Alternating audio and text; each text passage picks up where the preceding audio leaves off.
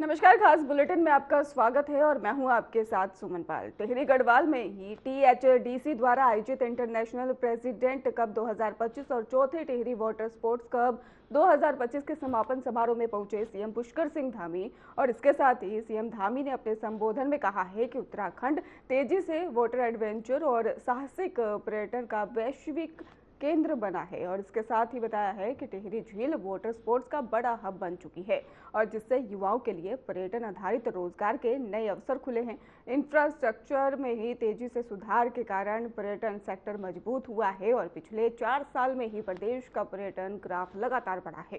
साहसिक और winter tourism के नए डेस्टिनेशन के रूप में ही उत्तराखंड की वैश्विक पहचान भी लगातार मजबूत हो रही है। THDC Asian kayaking and canoeing association president और उत्तराखंड ओलंपिक एसोसिएशन सहित सभी आयोजकों को उनके अथक प्रयासों के लिए और समर्पण के लिए भी धन्यवाद देता हूं, जिनकी कड़ी मेहनत से, परिश्रम से और योगदान से यह आयोजन इतना सफल रहा है। साथ ही में सभी प्रतिभाग करने वाले प्रतिभागियों को भी, सभी खिलाड़ियों को, अभी अनेक खिलाड़ियों से वहाँ पर हम सबको मिलने का अवसर प्रदान हुआ। उन सभी खिलाड़ियों को भी मैं बधाई देता हूँ जिन्होंने इस प्रतियोगिता में भाग लिया और अपने उत्कृष्ट प्रदर्शन से हमारे टिहरी क्षेत्र के आसपास के क्षेत्र के लोगों को अपने प्रदर्शन से रोमांचित करने का काम किया। भाइयों बहनों, ये हमारे लिए बहुत हर्ष का विषय है कि टिहरी झील में पहली बार प्रेसिडेंट कप 2025 का आयोजन हो रहा है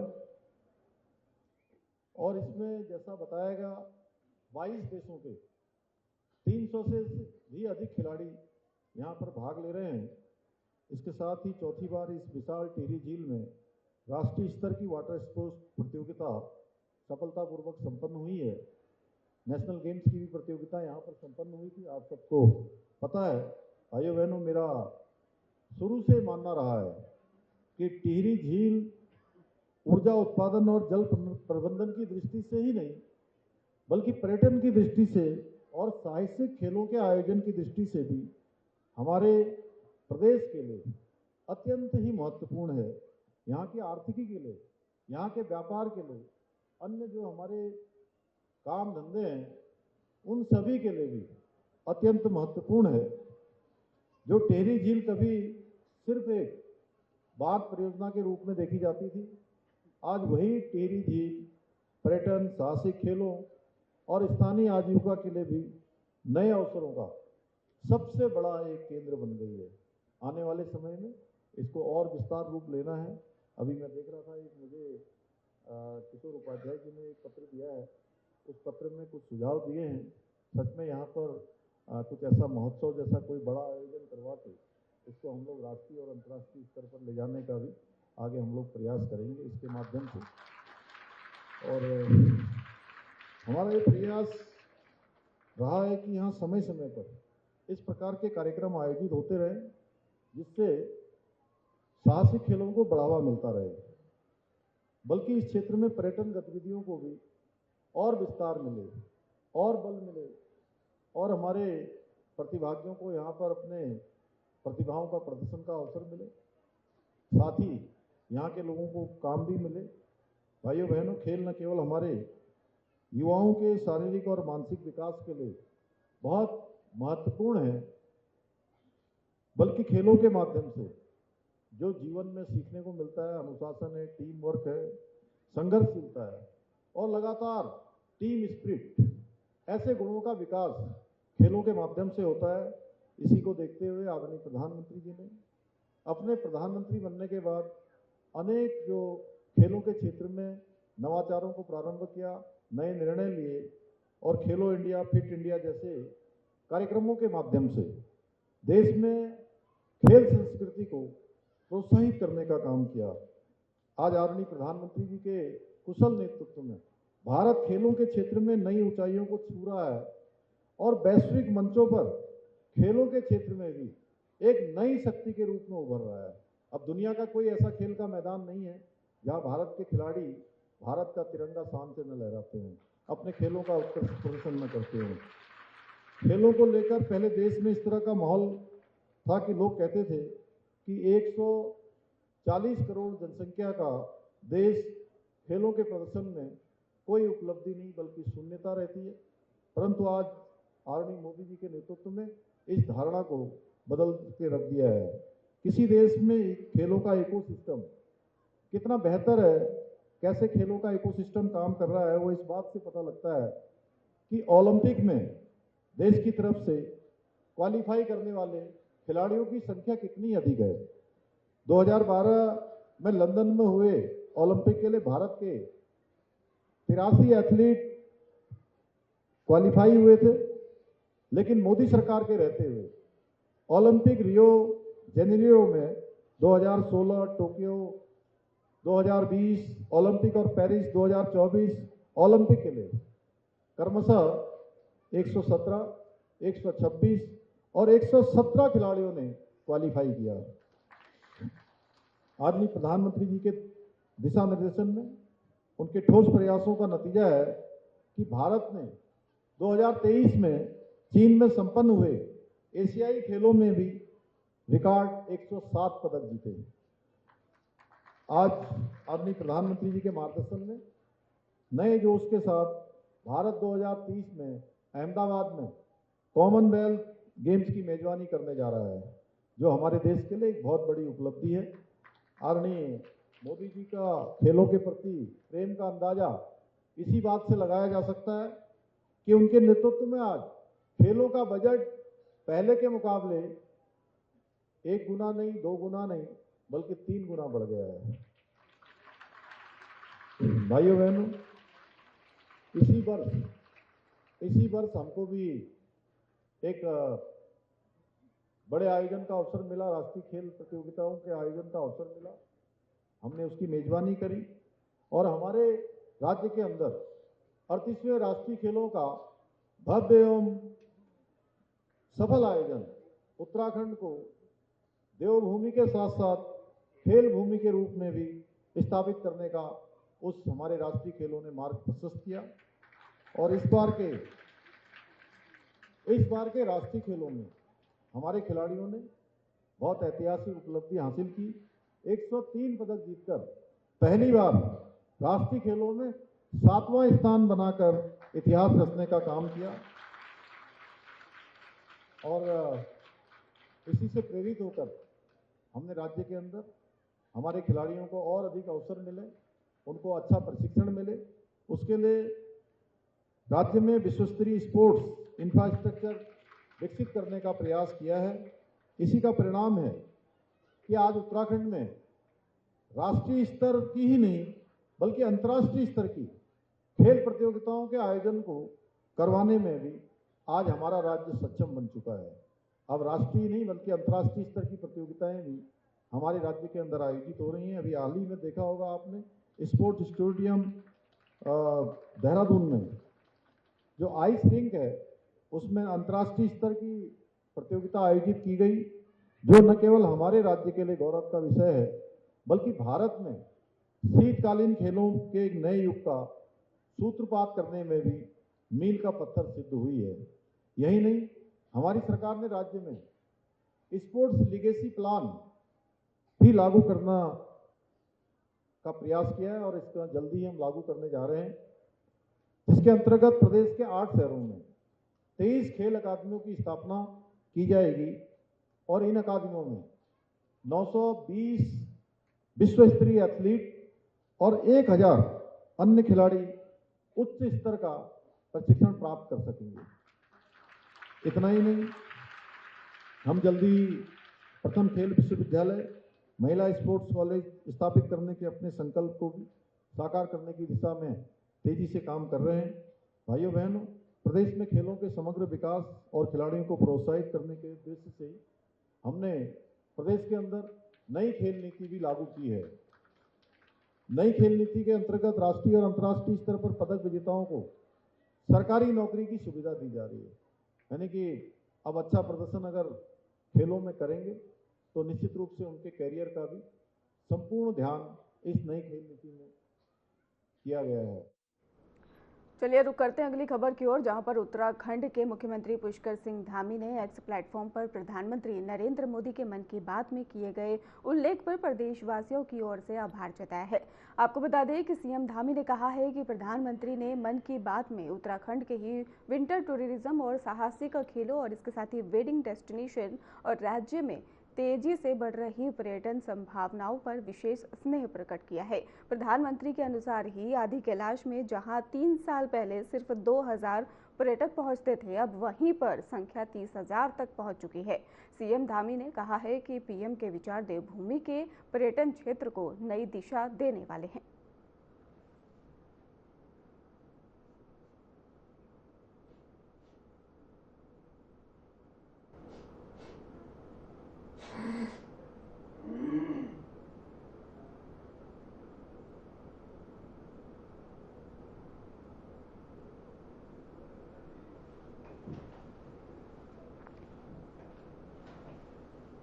अखिल भारतीय विद्यार्थी परिषद का 71वां राष्ट्रीय अधिवेशन देहरादून में आयोजित किया गया। इस अवसर पर देश भर से विद्यार्थी, कार्यकर्ता और शिक्षाविद शामिल हुए। आपको बता दें कि कार्यक्रम में प्रोफेसर यशवंत राव केलवरकर ने भी युवा पुरस्कार भी प्रदान किया है और इसके साथ ही अधिवेशन का उद्देश्य विद्यार्थियों के बीच में नेतृत्व क्षमता और सामाजिक जिम्मेदारी और राष्ट्रभक्ति की भावना को बढ़ावा देना बताया गया है। वहीं कार्यक्रम में सीएम धामी ने शिरकत की और इस दौरान उन्होंने क्या कुछ कहा, चलिए सुनते हैं। साहित्य का एक उत्कृष्ट उदाहरण श्री पांडे जी ने अपने कामों से हम सबके समक्ष प्रस्तुत किया है। साथियों, ये हम सभी उत्तराखंड वासियों के लिए भी बहुत सौभाग्य की बात है कि राज्य स्थापना के 25 साल पूरे होने के अवसर पर अखिल भारतीय विद्यार्थी परिषद ने 71वां राष्ट्रीय अधिवेशन, इसका आतिथ्य समस्त उत्तराखंड वासियों को प्राप्त हुआ है। मैं इसके लिए अखिल भारतीय विद्यार्थी परिषद की पूरी कार्यकारिणी को, पूरी टीम को अपनी ओर से उनका बहुत आभार व्यक्त करता हूं। और देश के कोने कोने से आए युवा तरुणाई के मध्य में उपस्थित होकर मैं अपने आप को सच में बहुत अत्यंत गौरवान्वित महसूस कर रहा हूं कि आप सभी जहां शिक्षा ग्रहण करते हुए परिषद के कार्यकर्ता के रूप में देश की सेवा के प्रति आपका इस समर्पण, समाज के लिए काम करना, विद्यार्थियों के बीच में काम करना, समन्वय बनाना, ये हमारे सभी युवा पीढ़ी के लिए भी प्रेरणादायक है। मुझे ये जानकर अत्यंत हर्ष हो रहा है कि इस राष्ट्रीय अधिवेशन में देश के विभिन्न राज्यों के साथ साथ हमारे पड़ोसी देश नेपाल से भी परिषद के कार्यकर्ता के रूप में अनेक हमारे कार्यकर्ता इसमें सम्मिलित हो रहे हैं। और मैं कल देख रहा था कि वैसे तो जब से यहाँ राष्ट्रीय अधिवेशन की तैयारी प्रारंभ हुई तब से ही मन में मुझे भी अपने विद्यार्थी परिषद के समय के किए हुए जो कार्यकर्ता के रूप में, जो परिषद के कार्यकर्ता के रूप में समाज में, छात्र जीवन में जो काम किया, वो सब स्मरण में आया। लेकिन जब यहाँ विद्यार्थी परिषद का अधिवेशन की तैयारियां प्रारंभ हुई और मनोज जी और एक मैं बीच में आशीष जी ने यहाँ पर पूरी टीम के साथ यहाँ पर बैठक करी तैयारियों के लिए, मुझे उसमें भी जाने का सौभाग्य प्राप्त हुआ। तो सच में अपने आप में मेरे लिए बहुत एक अलग प्रकार का स्मरण था जिसको शब्दों में कह पाना कठिन था। और मैं कल शाम को देख रहा था जब मैं पूरे देश भर के कार्यकर्ता, देश भर के हमारे विद्यार्थी, कोई नॉर्थ ईस्ट से है, कोई तमिलनाडु से है, कोई समुद्र तटों से है, कोई राजस्थान से है, कोई मरुस्थल से है, कोई मध्य क्षेत्र से आया है। और बिहार वालों का तो कहना ही क्या, उन्होंने तो वहां पहुंचते ही जो है, और संयोग से हमारे आज के अधिवेशन में जो यहाँ अतिथि के रूप में सम्मिलित हुए हैं आदरणीय विनोद तावड़े जी, उन्होंने बिहार को बहुत नजदीक से इस बार देखा है। वो पूरे बिहार के प्रभारी के नाते उन्होंने पूरे बिहार के हुए चुनाव जो संपन्न हुए हैं उसका वहां पर संचालन भी किया। सच में इस अधिवेशन में देखने को जो मिलता है वो विचारों की एकता, राष्ट्र भाव की शक्ति से हम सबको एक सूत्र में पिरोकर रखने का काम कोई संगठन करता है इस प्रकार से छात्रों के बीच में, तो अखिल भारतीय विद्यार्थी परिषद करता है।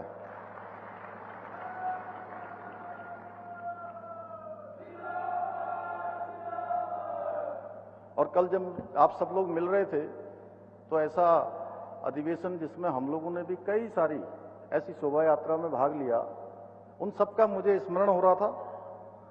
मैं भी आप सबकी तरह ही विद्यार्थी परिषद के कार्यकर्ताओं के बीच में रहकर, विद्यार्थियों के बीच में रहकर, छात्रों के बीच में रहकर विद्यार्थी परिषद और विद्यार्थियों के लिए जो विद्यार्थी परिषद की सोच थी उसको विद्यार्थियों के बीच में ले जाने का काम उनके बीच में सक्रियता से करता रहा हूं।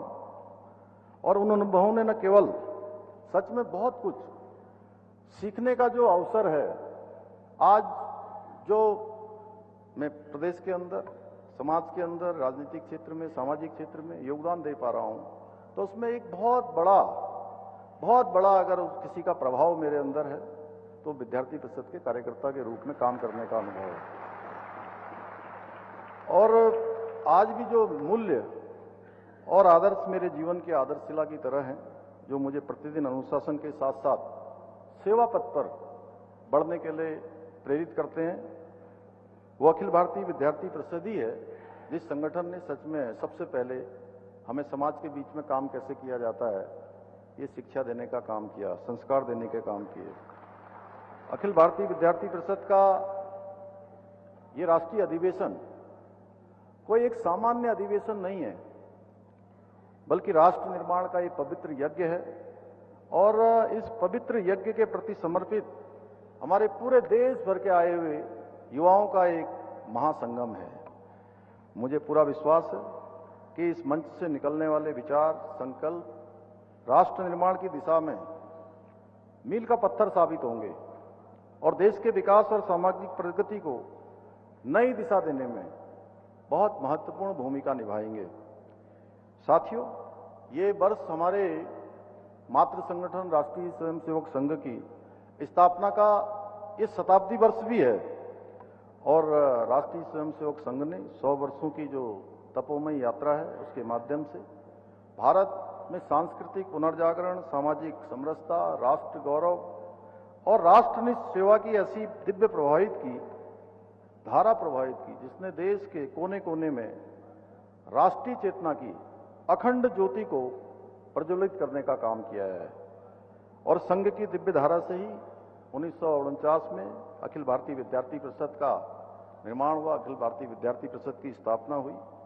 और स्वतंत्र भारत के इतिहास में जब देश एक नए युग की ओर बढ़ रहा था, ऐसे समय में राष्ट्र निर्माण, समाज सुधार और सांस्कृतिक जागरण के लिए संगठित, जागरूक, संस्कारित और राष्ट्रवादी जो उस समय छात्र शक्ति की आवश्यकता थी, छात्रों के बीच में एक ऐसे संगठन की आवश्यकता थी जो छात्रों के बीच में जाकर राष्ट्र भावनाओं को प्रथम मानकर काम करने वाले, छात्रों को देश सेवा के लिए प्रेरित करे, देश के लिए कुछ काम करने के लिए प्रेरित करे। इसी को ध्यान में रखते हुए परम पूज्य गुरुजी ने उस समय कुछ स्वयंसेवकों के साथ समर्पित युवाओं और शिक्षकों को विद्यार्थी परिषद की आधारशिला रखने की जिम्मेदारी सौंपी।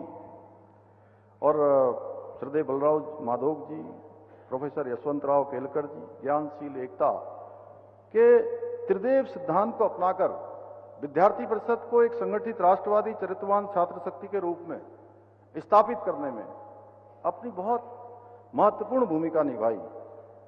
और उस समय एक पौधे के रूप में रोपा गया ये छोटा सा पौधा आज दुनिया का सबसे।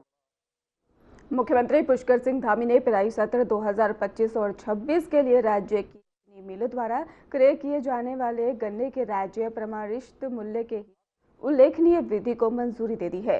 मुख्यमंत्री ने कहा है कि राज्य सरकार का लक्ष्य किसानों के आर्थिक सशक्तिकरण को गति देना है। ये सुनिश्चित करना है कि गन्ना किसानों को उनकी उपज का ही पूरा और उचित मूल्य समय पर प्राप्त हो। और गत वर्ष की तुलना में इस वर्ष गन्ना मूल्य में ऐतिहासिक बढ़ोतरी की गई है। मुख्यमंत्री धामी ने कहा है कि राज्य सरकार हर निर्णय में किसान हित को ही ऊपर प्राथमिकता देती है और इसके साथ ही गन्ना किसानों को सुविधाजनक, पारदर्शी और समयबद्ध भुगतान उपलब्ध कराना सरकार की जिम्मेदारी है।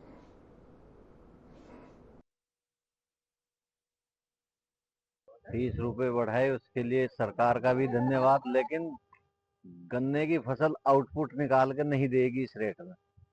या तो सरकार फर्टिलाइजर की जो कीमत है उनको स्थिर कर दे, उनकी स्थिर करने के बाद कम से कम इस भाव के साथ किसान चलेगा तो घाटे में ही, मुनाफे का होगा अगर सरकार ये फर्टिलाइजर का की कीमत स्थिर कर दे और कम से कम 450 रुपए किसान के लिए प्रावधान रखे कीमत का। नहीं, 30 रुपए से 30 रुपए ना भी बढ़ाते तो भी खेती तो करनी ही थी। ऑप्शन क्या है? मील की के चलते यहाँ से इसकी मंडी भी है गन्ने की, और चीजों की मंडी भी नहीं है। पता नहीं कहाँ कहाँ जाना पड़ता है, मंडी तो कहीं भी नहीं है, चीज में नहीं है। तो गन्ने की कम से कम मंडी है, उस चलते यहाँ से गन्ने की खेती भी होती है। फिलहाल खास बुलेटिन में बस इतना ही। आगे की खबरों के लिए आप देखते रहिए हमारे चैनल। धन्यवाद।